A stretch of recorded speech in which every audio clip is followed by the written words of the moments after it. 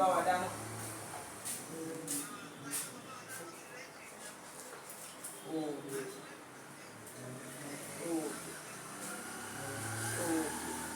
Ṣé tí wọ́n ń gbaṣọ yín wà?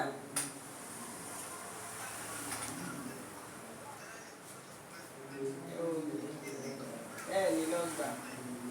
Èmi náà wà mí tí mo ti lọ ṣe irun.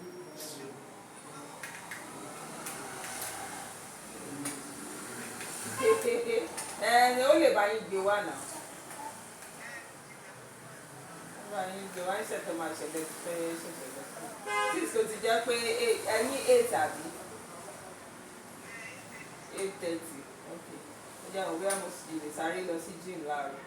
Bá dẹ̀ di 8 máa kúrò. So màá rẹ́ kọ̀sẹ̀ tí màá ti wá bá yín.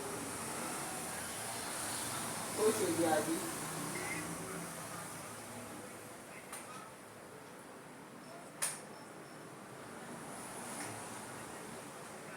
Báwo lè fi ṣe wá bá ibo ni màá ti wá mí sí ń gbà yín?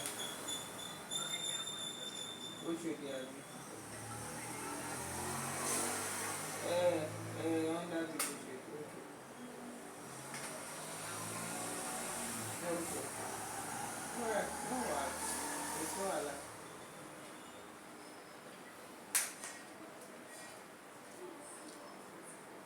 Can you see how the back look like? Is he okay?